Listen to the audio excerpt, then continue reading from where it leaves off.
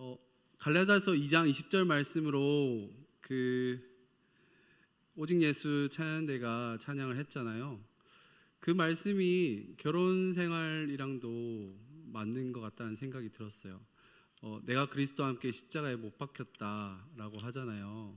신랑 대신 예수님과 우리는 신부이거든요. 그래서 매번 나와 아내가 한 몸을 이루어서 십자가에 못 박혀서 내 자아가 죽는 것이 결혼 생활이지 않을까.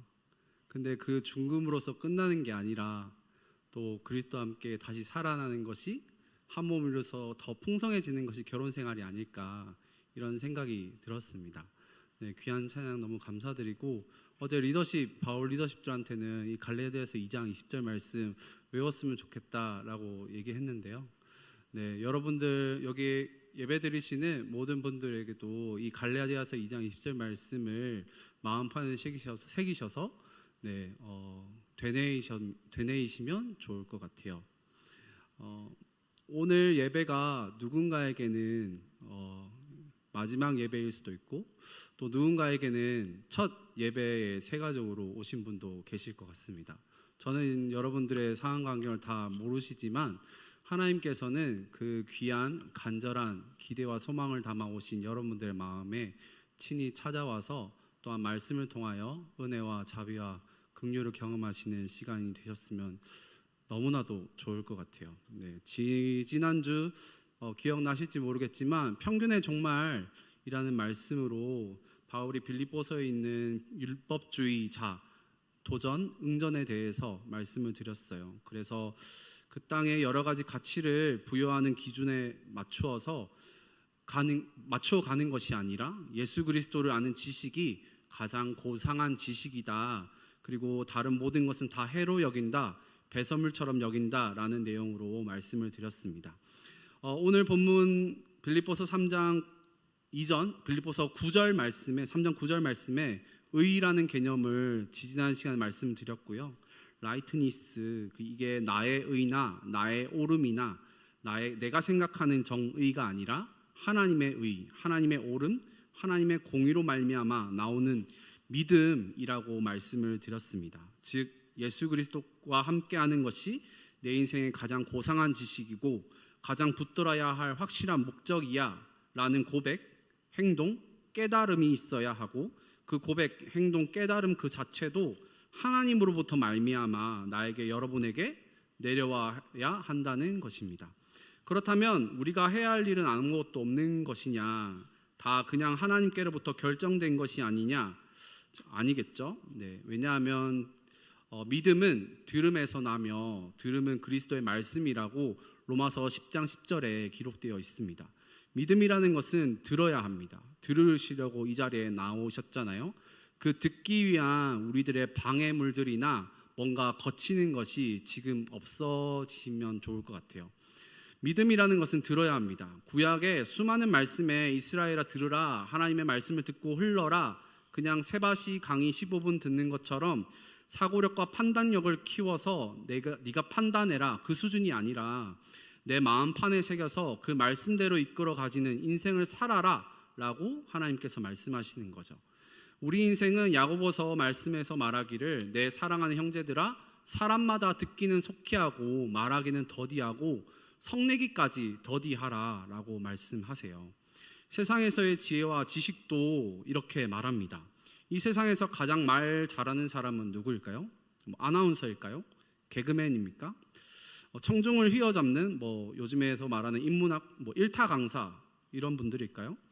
제일 말 잘하는 사람은 타인의 말을 잘 듣는 사람입니다. 잘 듣고 정직하게 진심으로 지혜롭게 반응하는 사람입니다.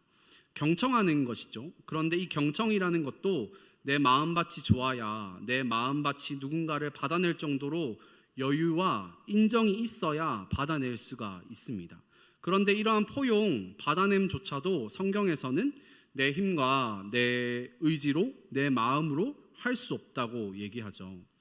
폴 틸리라는 목사님이 계시는데 그분이 이렇게 설교하셨습니다.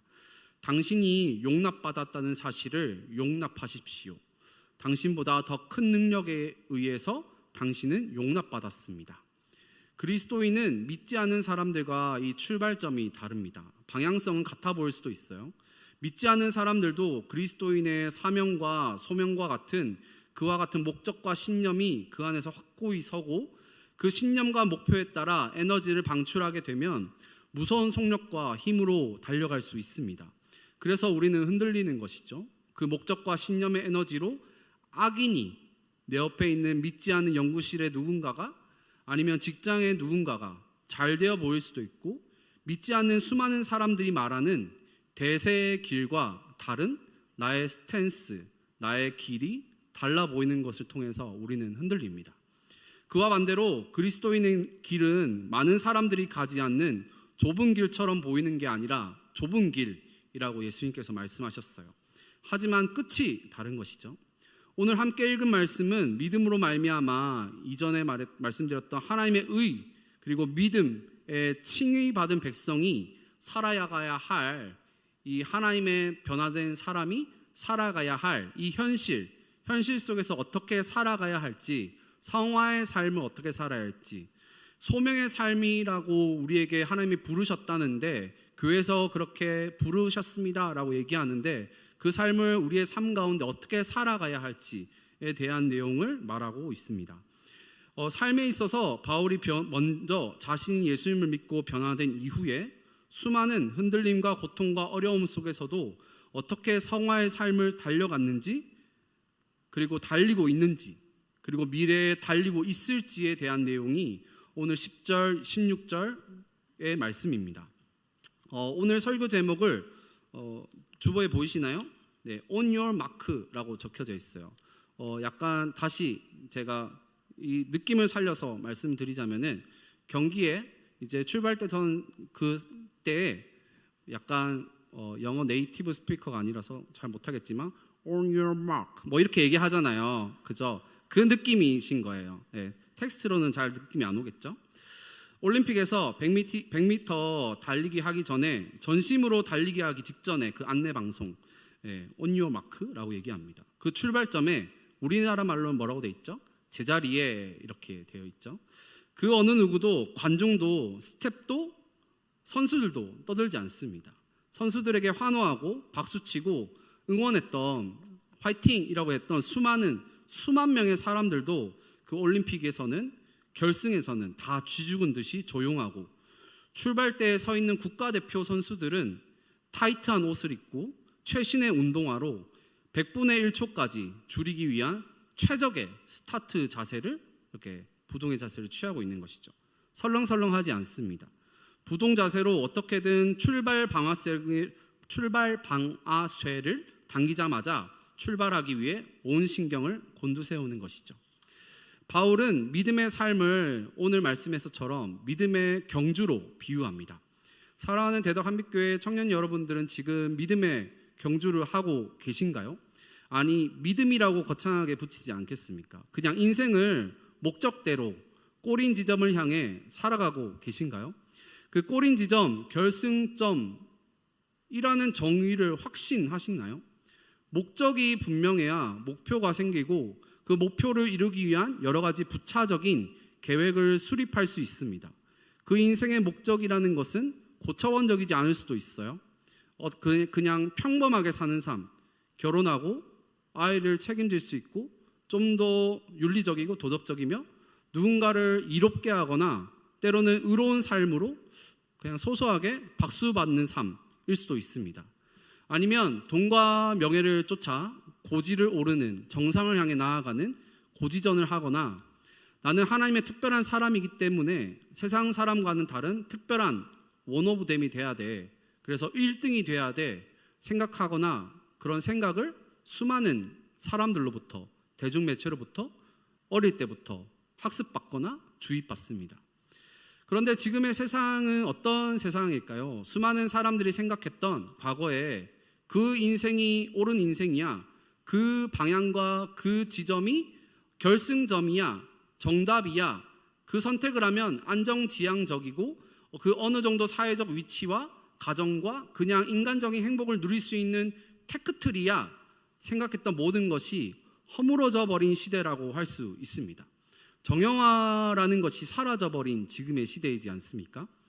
몇 년 전에 좀 됐어요. 한 6, 7년 된 것 같은데 유튜브 영상에서 스쳐 지나가듯이 본 영상이 있는데요.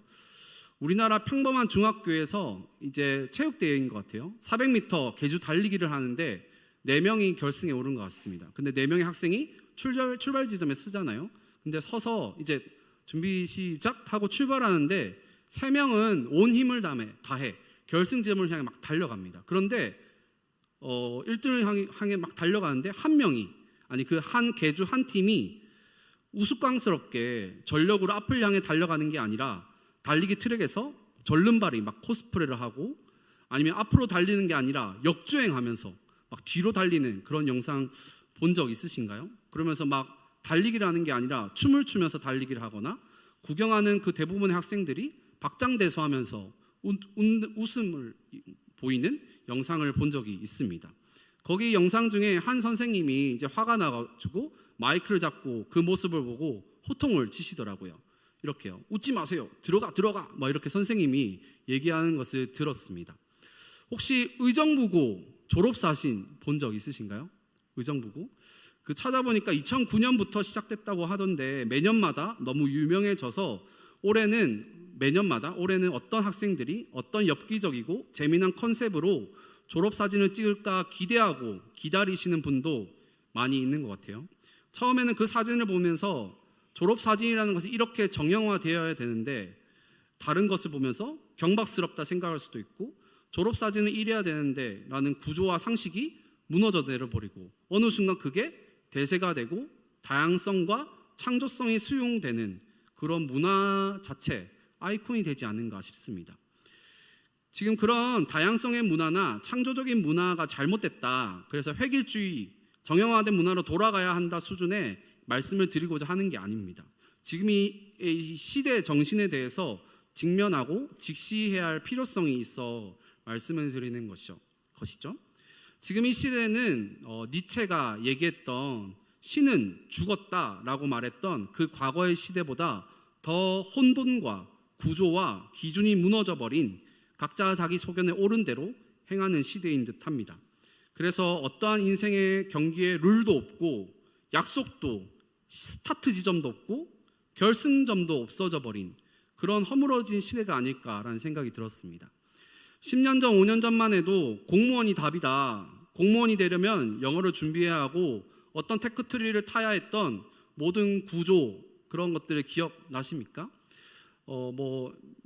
그전 정부만 해도 똘똘한 집 한 채를 가져야 했던 상식과 신념들 지금도 유효한 삶의 패턴이십니까? 1, 2년 전만 해도 주식이 답이다. 코인을 해야 한다. 그것을 올인해야 하고 그것을 안 하면 바보다 라고 했던 수많은 사람들이 다 지금은 조금 잠잠해진 것 같아요. 제가 며칠 전에 충남대 공동에서 머리카락을 어디에서 잘랐는데 그 미용실 사장님이 저보다 나이 어리신 것 같은데요. 그 사장님이 저에게 푸념 섞인 자조적 언어로 저에게 물어보시더라고요. 혹시 사장님 주식하시나요? 저한테 물어보더라고요. 네. 이런저런 얘기하다가요. 지금의 시대는 무엇이 대세가 되고 있습니까? 언론에서 막 또 떠들면서 그것이 대세라고 부추기고 또 무지몽매한 대중들을 희롱하려고 할 수도 있는데 의대가 대세다. 의사가 되어야 한다. 의대의 쏠림 현상 이런 언론 기사 본 적 있으신가요? 수많은 스카이 학생들이 휴학을 하고 초등학교 때부터 엄마들은 치맛바람으로 초등학교 의대 입시 준비반 의과대 들어가기 위한 전문학원을 저기 서울에서는 보낸다고 하고 있습니다. 여러분들도 그 대세에 따라가시겠습니까? 대세는 안 따라가실 수도 있겠죠. 하지만 그러한 삶을 혹시나 부러워하거나 혹시 그러한 영향력에 떠밀려 흘러가고 있지는 않으신가요? 여러분 마음 안에 이 기준이 없다면 목표 지점의 결승점이 없다면 흔들릴 수밖에 없습니다. 그래서 우리 마음 안에 말씀이 기준이 되고 말씀이 목적이 되어야 되는 것이죠. 아니면 정말 이리 흔들 저리 흔들하는 인생이 되어져 버립니다. 시편 1편 말씀에 2가지만 기억하시면 좋을 것 같은데요. 따라 하실까요? 저를 따라서 첫 번째는 시냇가에 심은 나무. 한 번 더 따라해 보실까요? 시냇가에 심은 나무. 두 번째는 바람에 나는 겨. 이 두 가지를 한 가지를 비교하고 있습니다. 시냇가에 심은 나무 그리고 바람에 나는 겨가 복이 있는 사람, 복이 없는 사람을 시편 기자가 대비하고 있는데, 시냇가에 심은 나무, 복 있는 사람은 절대 흔들리지 않습니다. 아니, 흔들리게 만드는 인생의 바람과 파도가 몰려올 때가 있어요. 근데 그것으로 인해서 흔들리더라도 말씀의 뿌리가 든든히 서 있기에 힘없이 쓰러지거나 툭 부러지지 않습니다. 그러한 나무와 같은 사람을 시편 1편에는 복 있는 사람, 시냇가에 심은 나무가 철을 따라 열매를 맺는다라고 얘기합니다. 반대로 복이 없는 사람, 즉 악인이 있는데 1편 4절에 보시면 바람에 나는 겨라는 것은 곡식, 껍질을 비유하고요. 공무원 바람이라고 하면 일이 날아가 버리고, 주식이라면 일이 또 팔랑귀 흔들려 버리고, 유행 따라 한없이 올라갔다가 한없이 떨어지는 사람, 그러한 이리 흔들 저리 흔들 하는 사람을 복이 없는 사람, 바람에 날리는 겨와 같은 사람이라고 얘기합니다. 여러분은 의인이십니까? 악인이십니까?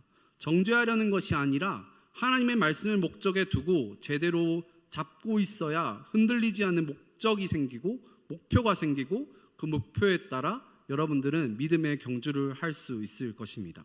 그렇다면 하나님의 말씀, 즉 율법의 정수, 에센셜, 필수, 본질은 무엇일까요? 말씀이 율법이라고 했잖아요. 우영우라는 드라마 본 적 있으신가요? 그 드라마에 우영우가 이렇게 얘기합니다. 법은 마음을 중시합니다 라고 얘기를 하더라고요. 하나님의 계명인 율법, 그 법도 하나님의 마음이 들어 있습니다. 그 율법을 통해서 나를 얽매거나 내가 이것을 하지 말아야 해, 하나님이 야단치는 것이 아니라, 율법은 하나님의 마음이 그 마음에 들어 있습니다. 하나님의 사랑에 기인하여 이 땅에서 살아갈 동안에 나를 행복하게 만드시려는 하나님의 계획이 이 땅에서 하나님의 그 천국을 바라보게 만드는 것이 율법이라고 할 수 있습니다. 그래서 율법의 완성은 예수님이십니다. 예수님의 십자가의 죽음과 부활은 환대와 화해입니다. 나의 가치를 있는 그대로 받아주시는 환대, 웰컴, 그리고 나와 나 자신, 나와 이웃, 나와 하나님 사이에서의 모든 불화, 고독, 두려움, 어둠 속에서 회복시키시는 화해라고 할 수 있습니다. 오늘 이 시간 여러분들에게 원래 말씀을 열심히 믿음의 경주를 하세요라고 설교를 말씀드리려고 했는데, 그 전에 앞서 우리가 지금 열심히 살아가는 이유와 목적에 대해서 온유어 마크에서 잠잠히 주님께 먼저 물어봐야 되지 않을까라는 생각이 설교 준비하면서 들었습니다. 첫 번째로 이 경주의 출발점에서 그 경주가 예수님께서 출발하라고 하신 믿음의 경주인가, 아니면 그냥 내 자의적인 열심, 열망, 아니면 마지못해서 누군가가 등 떠밀려서 하는 부모님이 하라고 한 그 경주이냐, 아니면 어떤 대세를 따르는 경주이냐, 우리가 물어봐야 되지 않을까라는 생각이 들었어요. 12절 말씀, 오늘 본문 말씀 함께 읽으실까요? 빌립보서 3장 12절 말씀 함께 읽겠습니다. 시작. 내가 이미 얻었다 함도 아니요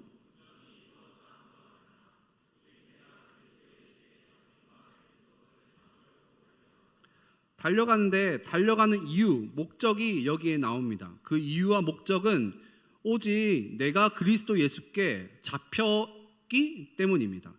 먼저 예수님께서 나를 붙잡으셨기 때문에 내가 그것을 향하여 잡으려고 달려가는 것이죠. 바울이 12절에 얘기한 바, 이 잡힘을 당했다라는 것이 과거이고요. 많은 주석 이제 신학자들이 바울 이전의 사울, 예수님 믿기 전에 사울이 사도행전 9장 1절에 보면 사울이 주의 제자들에 대하여 여전히 위협과 살기가 등등하여 대제사장에 가서 예수님 믿기 전에 사울의 모습입니다. 이 예수님 만나기 이전에 사울이 예수님께 붙잡혀서 바울이 그러한 천지개벽을 당하여서 주님의 믿음의 경주를 시작하게 됐다라는 것이죠. 예수님 만나기 이전의 사람들, 바울의 모습처럼 이러한 사람들은 위협이 있습니다. 살기가 있어요. 그 목적을 이루기 위한 에너지가 있습니다. 수단과 방법은 부차적인 문제이고 때로는 종교적인 이름으로 모인 사람들에게도 예수님을 온전히 만나지 못하면 모든 사람을 이용할 수 있는 수단으로 생각하고 결과로 수치로 생각하는 나 중심적인 삶, 내가 주인인 삶을 살게 됩니다. 하지만 예수님께 붙잡히면 어떻게 되는 것입니까? 그 예수님의 환대와 화해를 경험한 사람은 위협이나 살기나 두려움이 가득한 이 어둠과 죽음의 인생에서 부활하신 주님의 평안을 만나게 됩니다. 오늘 본문 3장 10절에 보시면 부활의 권능이라고 나와 있습니다. 부활의 권능이라는 단어를 꼭 기억하시면 좋을 것 같아요. 이 부활의 권능이라는 것은 구약의 에스겔 37장에 나오는 마른 뼈 완상, 그리고 신약에서는 그 예수님이 죽으시고 두려움 가운데 떨었던 그 제자들에게 나타났던 부활하신 예수님의 모습이 부활의 권능의 모습이라 할 수 있습니다. 요한복음 20장 19절 이하에 그 두려움 가운데 떨었던 모든 빛을 차단하고 유대인이 자신을 죽일까봐, 예수님을 죽인 유대인들이 제자들도 죽일까봐 벌벌 떨었던 두려움 가운데, 어둠 가운데 있던 그들에게 예수님이 부활의 모습을 입고 나타난 모습이 있습니다. 요한복음 20장 19절에서 23절 말씀 제가 읽어드릴게요. 이날 곧 안식 후 첫날 저녁에 제자들이 유대인들을 두려워하여 모인 곳에 문들을 닫았더니 예수께서 오사 가운데 서서 이르시되 너희에게 무엇이 있을지어다 얘기합니까? 평강이 있을지어다 얘기합니다. 이 말씀을 하시고 손과 옆구리를 보이시니 제자들이 주를 보고 무엇을 했다고 합니까? 기뻐했다고 합니다. 부활의 권능은 첫 번째는 평강, 에이레네, 우리 옆 사람에게 인사했던 샬롬이고요. 두 번째는 기쁨이 그 부활의 권능 가운데 있습니다. 마지막 세 번째로 22절 말씀에 이 말씀을 하시고 그들을 향하사 숨을 내쉬며 이르시되 성령을 받으라 라고 적혀져 있어요. 부활의 권능은 평강, 기쁨, 성령 충만이 부활의 권능입니다. 구약 에스겔 37장 1절 말씀에도 여호와께서 권능으로 내게 임하시고 임재하시고 그의 영으로 나를 데리고 가서 골짜기 가운데 두셨는데 뼈가 가득했다라고 적혀져 있습니다. 온유와 마크 했을 때 무엇보다 먼저 첫 번째로 해야 할 일이 무엇입니까? 제자들의 두려움, 에스겔의 마른 뼈, 내 안에 있는 철저한 이 부재의 상황, 어둠의 상황, 그리고 고독의 상황, 외로움의 상황을 직면해야 합니다. 직시해야 합니다. 외면하거나 그냥 좋은 게 좋은 거야, 그냥 다른 사람들이 이렇게 테크트릿하니까 나도 그렇게 가야 돼 라고 하는 타협점이 아니라 나의 삶 가운데 마음의 중심에 예수님이 오실 수 있도록, 예수님이 그 평강, 기쁨, 그리고 성령을 우리 가운데 보내주실 수 있도록 그 마음의 자리를 내어드리는 것이 먼저인 것이죠. 여호와의 권능이 임재하는 통로가 무엇이라고 합니까? 에스겔 30장 1절에 임재라는 단어가 적혀져 있습니다. 그래서 저는 이 부활의 권능을 만나는 첫 번째 시작점이 예배라고 확신합니다. 예배를 통해서, 말씀을 통하여 너희 마른 뼈가 살아나리라, 너희 두려움이 사라지리라 라는 부활의 권능을 경험할 때에 그 세상이 줄 수 없는 평강, 세상이 줄 수 없는 기쁨, 은혜, 성령님의 위로 교통하심을 경험할 때에 그때부터 나의 경주가 아니라 믿음의 경주가 시작될 온유어 마크가 시작되는 것이죠. 이 믿음의 경주를 하는 사람들은 현재 13절에 나오는 뒤의 것을 돌아보지 않습니다. 오직 표대만을 바라보고 전심전력합니다. 단순히 사역의 일에만 빠지지 않습니다. 단순히 어느 하나에 꽂혀 있지 않고요, 냉철한 머리, 뜨거운 가슴을 동시에 가져서 좌로나 우로나 치우치지 아니하고 하나님 안에서 밸런스를 가지고 묵묵히 하지만 전심으로 표대만을 바라보고 나아가는 것이 그리스도인의 삶이라 할 수 있겠죠. 사진 하나 띄워주시겠어요? 지금 띄워드리는 것은 잘 보이시지 않겠지만 위에 적혀져 있는 대로 오타니 쇼헤이라는 일본 메이저리그 야구 선수입니다. 에인절스라는 팀에서 뛰고 있는 걸로 알고 있고요. 작년에 MVP 받았나요? 그런 걸로 알고 있어요. 네. 그 오타니 쇼헤이가 이제 고등학교 때 최종 목표 지점 초록색 부분에 뭐라고 적혀져 있냐면은 그 8개 구단 드래프트 1순위 픽, 이것이 목적입니다. 그 목적을 이루기 위해서 이 만다라트 계획표, 각 노란색 부분에 이제 목표가 세워지고 그 노란색 목표를 이루기 위해서 또 부수적인 여러 가지 일들을 훈련들을 트레이닝을 하고 하는 것을 적어놓은 계획표인 것이죠. 그 1순위가 되기 위해서는 뭐 160km 뭐 만들기, 뭐 변화구 어떻게 던지기, 그리고 제구력, 구속 이런 것뿐만 아니라 멘탈리적인 관점들, 운에 대한 관점, 아니면 뭔가 인간성 이런 것까지 자신 세세하게 다 기록한 표라고 할 수 있습니다. 그래서 뭐 쓰레기 줍기, 인사하기, 예의, 배려까지 디테일한 목표 설정이 저기에 적혀져 있어요. 저는 단순히 오타니 쇼헤이와 같은 부단한 신앙의 훈련을 하자라고 말하기 위해 이 화면을 띄워드리는 것이 아닙니다. 우리가 믿음의 경주를 했을 때, 시작할 때 어느 목적 지점을 가지고 살아가야 하는 저 초록색 포인트가 여러분들에게, 저에게 물어보는 지점입니다. 저 초록색 포인트에 여러분들은 무엇을 적으실 건가요? 이 부활의 권능으로 말미암아 죽으심을 본받아 10절에 보시면 고난에 참여하는 매일매일의 십자가 앞에 나아가 살아가는 것이 우리가 믿음의 경주 가운데 반칙하지 않고 타협하지 않고 규칙 어기지 않고 나아가는 잣대가 되어줍니다. 네, 내려주셔도 될 것 같아요. 고난에 참여하는 십자가의 죽음을 본받는다라는 것은 무엇을 의미할까요? 십자가의 죽음은 개인적으로 저번에도 말씀드렸지만 속죄와 속량을 의미한다고 말씀을 드렸고, 더 구체적으로 예수 그리스도의 환대, 화해를 의미한다라고 말씀을 드렸습니다. 이 십자가의 죽음은 단순히 개인적 차원이 아니라 그 개인의 구원을 위한 놀라운 하나님의 은혜이면서 동시에 우리가 십자가의 죽음을 동참함으로써 나와 내가 화해하게 되고, 나와 이웃, 그 이웃의 범위는 여러 가지가 있겠죠. 나와 가장 가까운 이웃인 가족이 될 수도 있고, 나와 같이 직장에 다니는 직장인이 될 수도 있고, 나와 지금 함께 옆에 예배를 드리는 누군가 예배자일 수도 있습니다. 그 이웃과 화해하는 것이 십자가의 사랑입니다. 그리고 더 나아가서 이 나와 세상이, 이 어그러진 이 세상이 화해하는 화해의 중보자가 되는 것이 십자가의 죽으심을 본받는 것입니다. 이 화해의 지점이 내가 목표로 이루어야 할 이 땅에서 돈 벌고 사람과 사귀고 세상을 이롭게 하고 하나님의 에덴 동산을 다시 재회복하기 위한 목적이 되는 것이죠. 교육자는, 선생님은 하나님 나라의 원리로 교육함으로써 진짜 왜곡되고 세상과 가치관이 넘쳐나는 대세 속에서 참 진리 되시는 예수님의 말씀처럼 참 스승을 넘어서 아비가 되어야 된다고 말씀하시거든요.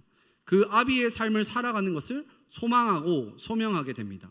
과학자는 진리를 탐구함에 있어서 세상을 이롭게 하고 많은 사람들을 죽이는 테크놀로지, 기술이 아니라 사람을 살리고 샬롬, 평안이 임하게 하는 도구로서 연구를 하는 것이죠. 직장인은 그 직장 일을 통하여서 세상에서 소외된 사람, 연약한 자들이 좀 더 가치 있는 존재로 여호와의 생기를 경험하도록 하기 위한 경제활동을 할 수 있을 것입니다. 반대로 이 목적 없이 방황하는 이리 흔들 저리 흔들하는 사람들을 바울은 고린도 교회에서 고린도전서 9장 26절에 이렇게 말합니다. 26절 말씀 한번 띄워주시겠어요? 9장 26절 말씀 띄워주시겠어요? 그때쯤 나와야 되는데, 네. 안 나오면 제가 읽어드리겠습니다. 같이 읽겠습니다. 시작. 그러므로 나는 다름질하기를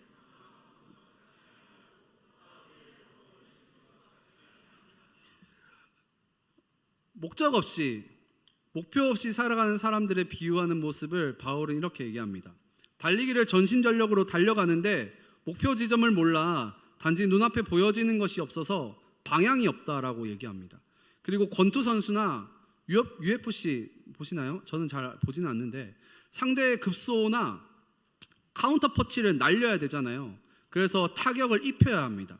그런데 그냥 허공을 치는 것, 허공만 가르고 있는 모습을 바울은 잘못 다름질하는 사람들을 비유하는 모습으로 얘기합니다.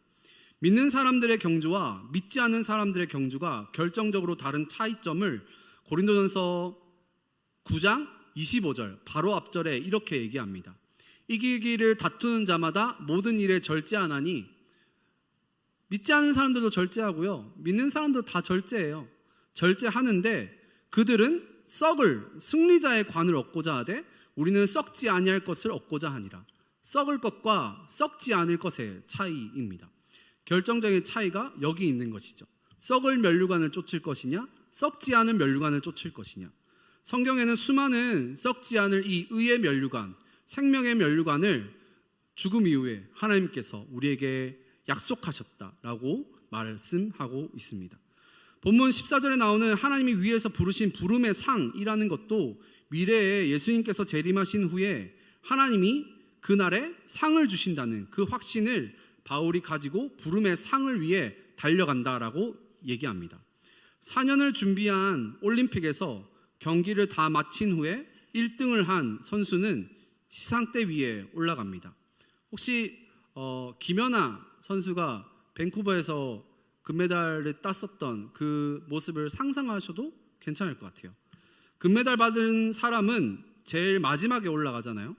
그런데 시상식이 진행될 때 메달을 수여할 권위 있는 이 IOC 위원이 이렇게 오고요, 올림픽 위원이 나와서 메달리스트에게 메달을 이렇게 걸어주잖아요.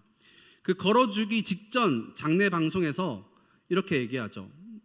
피겨 스케이팅, 골드 메달리스트 연아 킴, 이렇게 막 얘기하잖아요. 네, 그렇게 말하기 전에 리퍼블릭 오브 코리아, 연아 킴, 이렇게 얘기하잖아요.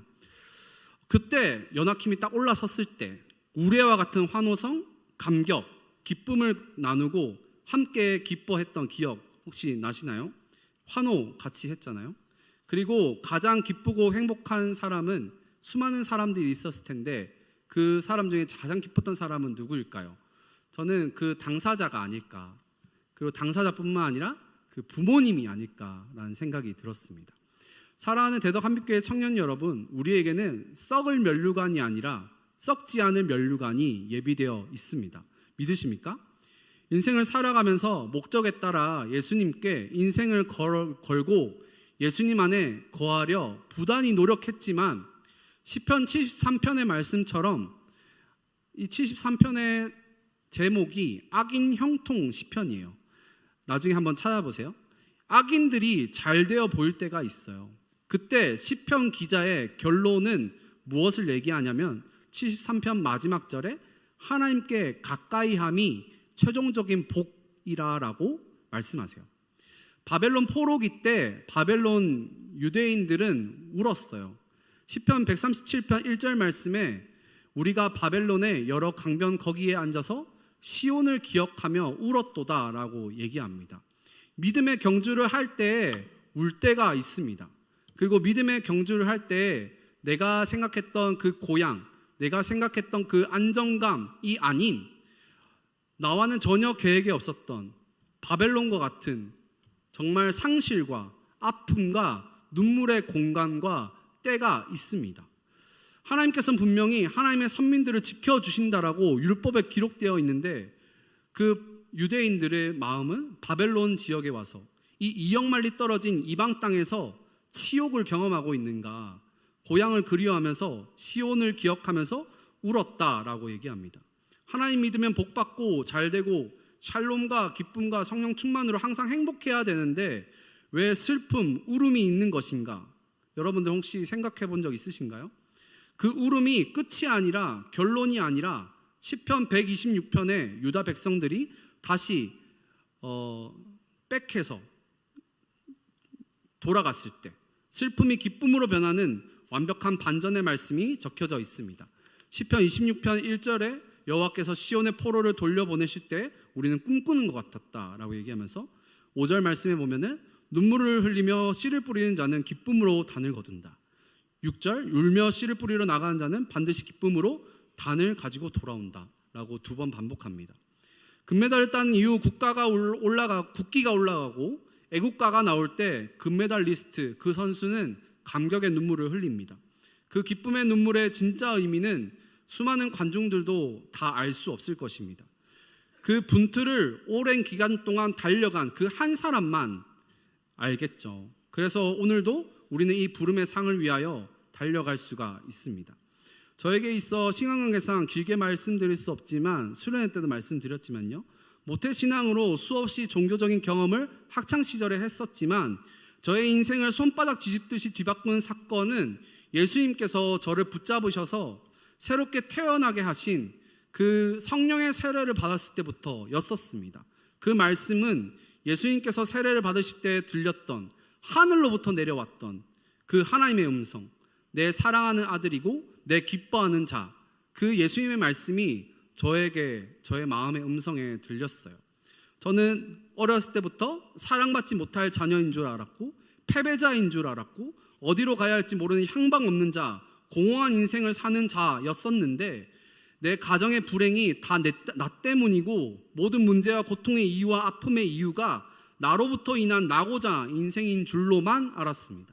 그런데 그 상처와 아픔의 밑바닥에서 그 어둠의 방 공간에서 하나님께서 저에게 말씀하셨어요. 창조주 되신 하나님께서 너는 내 사랑하는 아들이야. 너는 내 사랑하는 딸이야. 자녀야. 그리고 너의 그 태어남 그 존재만으로 너는 내 기쁨이야. 이 기쁨을 너에게 줄게. 사랑을 너에게 줄게. 성령님이 너와 언제나 함께 하셨고 울었을 때 그 아픔의 상실이 있었을 때도 성령님께서 함께 하셨고 지금도 함께 하시고 영원히 함께 하실 거야 라는 말씀이 찬양을 통하여서 기도를 통하여서 예배를 통하여서 들려졌어요. 그리고 나서 그렇게 믿음의 경주를 시작하고 나서 행복하게 잘 살았답니다 로 해피엔딩으로 끝났을까요? 전혀 아닙니다. 절대 아니었어요. 포로로 끌려가는 것과 같은 스멀스멀 올라오는 옛자의 본성, 엄습하는 불안과 염려와 두려움과 매일매일 분투했었고 지금도 분투할 때도 있고 내가 사람 구실을 할 수 있을까? 내가 결혼할 수 있을까? 내가 하나님께서 구원해 주셨는데 하나님의 목적대로 살아갈 수 있을까? 눈물로 씨를 뿌릴 때도 많이 있었습니다. 지금도 이제는 한 가정의 가장으로서 한 공동체의 목자로서 책임감과 압박감과 두려움이 엄습하기도 합니다. 때로는요. 그럴 때마다 내 마음에 말씀이 이렇게 퐁퐁 진짜 퐁퐁 올라와요. 두렵고 떨리는 마음으로 구원을 이루라는 말씀, 그리고 어떻게 해서든지 나의 압박감, 부담감을 주님께 맡겨드리면서 마냥 게을러지지 않고 나태해지지 않고 누군가 비교하거나 자기 연민, 자기 회피에 빠지지 않고 묵묵히 하루하루 나에게 맡겨주신 시간과 재정을 허투루 사용하지 않고 스텝 바이 스텝 하다 보면 언젠가는 하나님께서 나에게 그 의의 면류관, 썩지 않은 면류관을 주시겠지, 아니 주실 거야 라는 믿음이 저에게 있습니다. 세상에서 부족한 사람이지만 자신의 맡은 자리에서 부단히 환대하고 화의 자리에 서서 하나님의 평안과 기쁨과 성령 충만을 나타내려는 한 인물을 소개하고 설교를 마치겠습니다. 지난 바울의 야곱분들은 죄송해요. 바울 수련회 때 오셨던 강사 저희 동기 목사님 계시는데 후천적으로 이제 날 때부터 맹인되신 분들 말고요.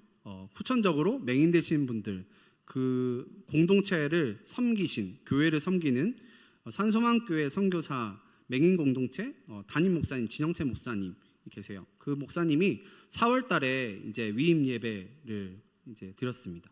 그 위임 예배 드릴 때 감사 인사를 인스타에 이렇게 올리셨더라고요.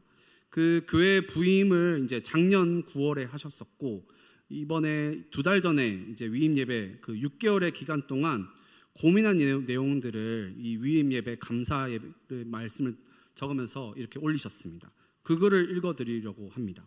거기에 어떤 글을 올리셨냐면은 담임 목사 사용 설명서를 올리셨어요. 설명서에 따라 저에게 전화하시면 됩니다 라고 하는 문구로 시작합니다. 첫 번째, 하나님의 말씀을 전해 듣고 싶을 때, 예수님 이야기를 하고 싶을 때 전화합니다. 성도님들한테 얘기하는 거예요. 너무 힘든 일이 있거나 모든 것을 포기하고 싶을 때 전화합니다. 왜 전화하는지 아시나요? 맹인이니까요. 카톡을 못하니까요. 네. 만개한 벚꽃이 도무지 실감이 나지 않을 때 전화합니다. 장을 보고 들어왔는데 빼먹고 안 사온 것이 있으면 전화합니다. 리모컨을 찾다가 또 찾다가 못 찾았을 때 전화합니다. 카세트 TV, 핸드폰 고장이 나거나 집에 고칠 것이 있을 때 전화합니다. 지회나 협회, 동네에서 윷놀이 할 때 편이 안 맞으면 전화합니다. 편하러 가신대요. 네, 홀수일 때. 시각장애인들을 위해 이런 것 생기면 정말 좋겠다라고 생각나는 거 있을 때 전화합니다. 아무도 내 마음 몰라준다 생각할 때, 외로울 때 전화합니다. 온 성도가 함께 기도해야 할 일이 있을 때 주저없이 전화합니다. 그러면 저도 김재용 목사님, 원로 목사님이세요. 김재용 목사님처럼 수화기 넘어 여러분의 목소리에 귀를 기울일 것입니다. 여러분에게 주저없이 달려갈 것입니다. 여러분을 위해 온 힘을 다해 기도할 것입니다. 산소망 중도실명자 선교회 진영채 목사 010-6878 땡땡땡땡 이렇게 적혀져 있었어요. 네, 땡땡땡땡이 아니라 숫자 적어 올리셨어요. 네. 뭔가 좀 그렇더라고요. 나는 그 목적을 향해 달려가고 있는가? 목적을 향해 달려감에 있어서 여러 가지 부끄러운 일도 많이 있고 나에게 나태함을 느낄 때도 많이 있지만 이 10가지 10계명과 같은 이 글을 보면서 나에게도 그 전화를 해줄 수 있는 내가 누군가의 편이 되어주고 있는가라는 생각이 들었습니다. 하나님이 제 편이 먼저 되어주셔가지고요. 여러분들에게는 그 편이 있으십니까? 그 편이 나에게 다가올 때 누군가의 편이 되어줄 수 있고 그 편이 되어주기 위하여 믿음의 경주를 열심히 달려갈 수 있는 것 같습니다. 우리 찬양하고 그 하나님의 마음, 그 하나님의 사랑의 음성을 먼저 듣는 시간을 가졌으면 좋을 것 같아요. 표대를 향하여 달려가야 합니다. 부단히 우리는 믿음의 경주를 싸워 나아가야 돼요. 근데 그 싸워 나아가기 전에 하나님의 사랑의 음성을 먼저 듣는 것이 우선순위를 먼저 되어야 되지 않을까라는 생각이 듭니다.